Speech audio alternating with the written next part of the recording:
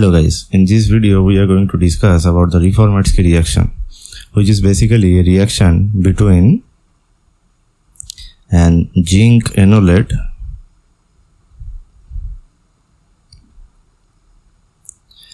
of an alpha bromoester. This zinc enolate is basically derived from an alpha bromoester. So this is an example of alpha bromoester. Alpha bromoester. And when this zinc enolate is reacted with either an aldehyde or a ketone molecule, then the reaction leads to the formation of the corresponding aldehydes as the product. So this reaction is known as Reformatsky reaction. So the product will be either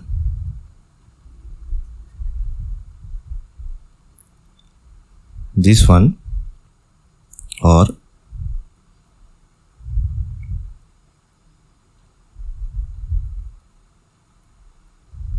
this one. So this product is coming from the ketone and this is coming from the aldehyde.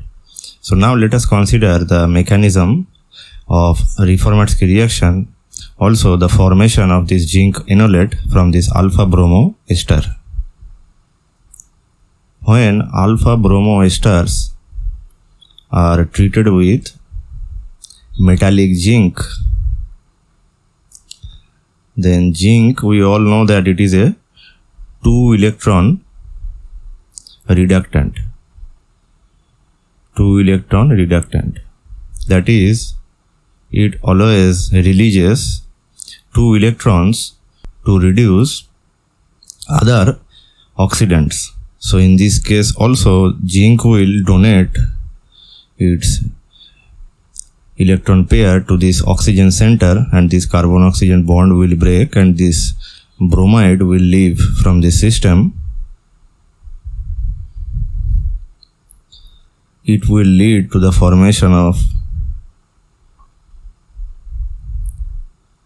this species, which will then immediately capture the released bromide and will eventually form this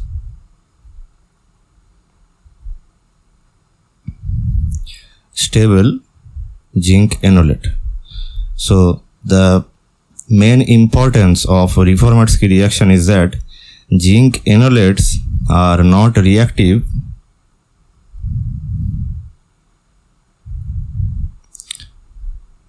towards esters. That is, this particular zinc enolate will not react with any ester molecule. It will always react with either an aldehyde or a ketone.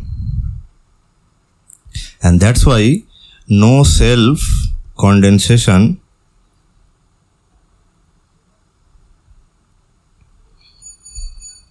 occurs during the preparation of this zinc enolate.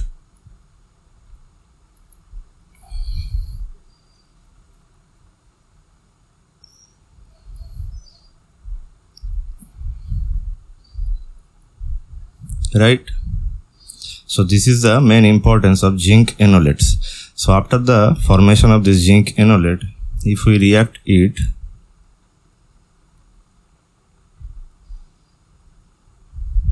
with either a ketone or an aldehyde, let us consider an aldehyde, then it will first undergo an interaction with this oxygen lone pair and this zinc center. So it will form this type of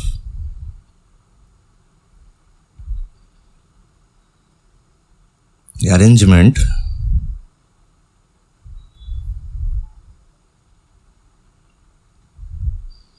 and then the nucleophilic attack by this enolate will actually take place.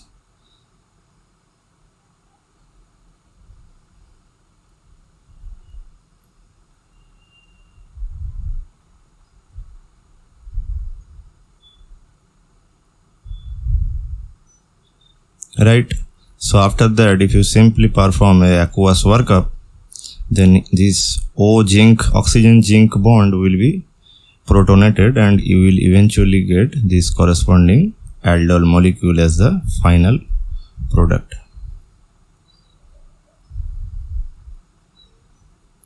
Right? So a question arises that whether magnesium can be used for Reformatsky reagent preparation. So if magnesium is used for the enolate formation, that is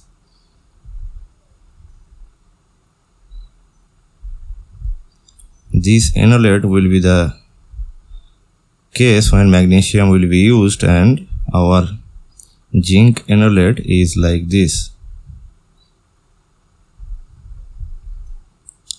So the problem will be when we will use the magnesium to form the Reformatsky reagent, it will eventually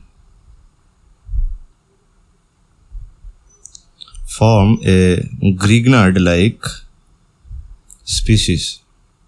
So this will basically be a Grignard reagent. And we all know that Grignard reagents are reactive towards aldehyde ketones as well as esters. So as soon as this magnesium enolate will form in the reaction medium, it will attack the unreacted ester molecules and thereby disrupting the total process, which is not the case for zinc enolates. And that's why zinc is used for Reformatsky reagent preparation. So that's it for this video. If you like this video, then kindly subscribe to my channel. See you in the next video. Thank you for watching.